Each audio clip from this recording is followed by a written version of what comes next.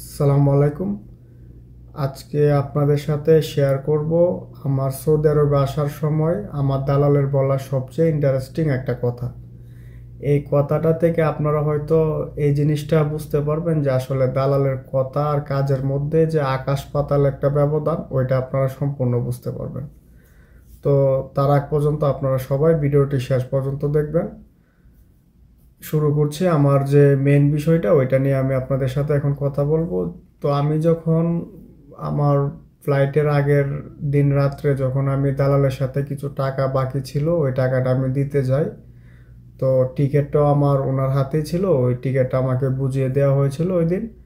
তো টাকা সব কিছু ওনাকে বুঝিয়ে দেওয়ার পর তো আমার কিছু কেনাকাটা হয়েছে, সব কিছু ঠিকঠাক আছে কিনা ওইটা আমাকে জিজ্ঞেস করছিল। তো আমি বললাম হ্যাঁ, সব কিছু কেনাকাটা হয়েছে। তো উনি আমাকে একটা কোটের কথা বলছিল যে কালো কোট এটা লাগবেই। তো আমার হচ্ছে যে আমার ছাই কালার কোট ছিল, আমি ওনাকে বললাম যে আমার তো কালো কোট নাই। তো এখন একদিনের জন্য আসলে 2,000 টাকা খরচ করার কোনো মানেই নাই, আমার যে কোট আছে ওইটা দিয়ে আমি পরে যাব এয়ারপোর্টে, সমস্যা নাই। তো উনি আমাকে বলতেছে যে না, আজকে রাত্রের মধ্যে একটা একটা কালো কোট তোমাকে কিনতেই হবে। পরে আমি বললাম যে এখন একদিনের জন্য কালো কোট টাকাটা নষ্ট করো না। পরে উনি আমাকে বলতেছে আরে বলত, তোমার তোমাকে যে কোম্পানিতে আমি পাঠাইতেছি কিংবা তুমি যাদের সাথে কাজ করবা, তুমি তো ওইখানে গিয়ে তাদের সাথে কোড ছাড়া কথাই বলতে পারবো না।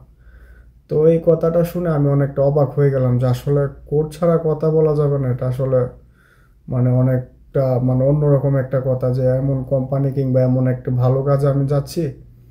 তো আসলে শেষ পর্যন্ত ওনার কথা শুনে মানে একটা কোট কিনতেই হলো।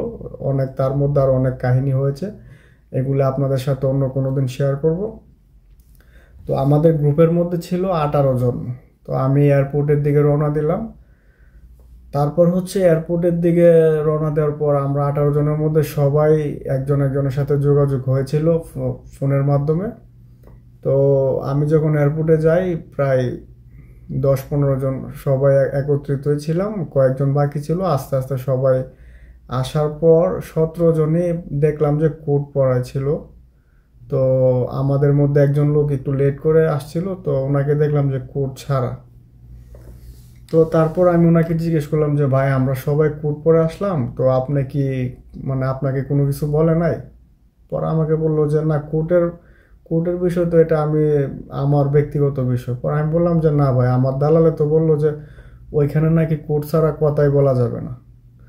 তো উনি আসলে অনেকটা মানে হেসে দিয়ে আমাকে বলল যে যে ভাই, আমি আসলে একজন মানে আগেও বিদেশে অনেক কাজ করছি, তো আমি 5 বছর কুয়েত ছিলাম।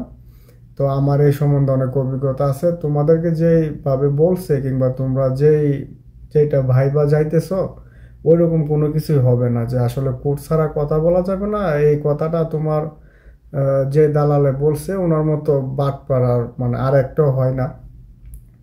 তো সবাই কোট টোট পরে ইয়ে করলাম, আর উনি হচ্ছে কোট ছাড়া। তো উনি আমাদের বড় ভাই, ওনাকে আমরা অনেক সম্মান করি, কারণ উনি যেহেতু আমাদের একজন সিনিয়র মানুষ। তো আমরা সবাই ফ্লাইটের জন্য অপেক্ষা করলাম। যখন আমরা সৌদি আরবে এই সৌদি আরবের এয়ারপোর্টে এসে আমরা যখন ল্যান্ড করলাম, তখন তো আসলে এমন একটা অবস্থা হয়েছিল, আমরা 2 জন আসলে মিসিং হয়ে গিয়েছিলাম।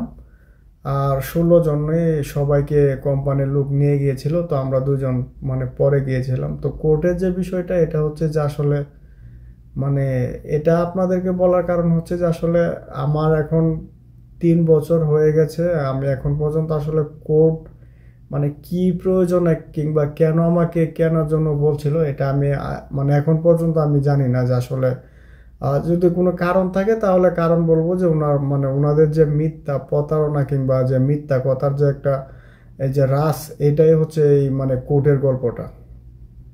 তো 3 বছর হয়ে যাচ্ছে, আমি এখন আসলে কোর্ট মানে পড়াই হয় নাই, কারণ যে কাজ করে এই কাজ আসলে করতে দূরের কথা, এখানে মানে নিজের ভালো কাপড় চোপড়ও পরার কোনো সুযোগ পাওয়া যায় না। তো এটা আপনাদের সাথে শেয়ার করার কারণ হচ্ছে যে আপনারা এই কথা থেকে বুঝতে পারবেন যে দালালরা আসলে মানে তাদের কথার মধ্যে যে আকাশ পাতালের যে একটা ব্যবধান, এটা আপনারা অবশ্যই বুঝতে পারবেন।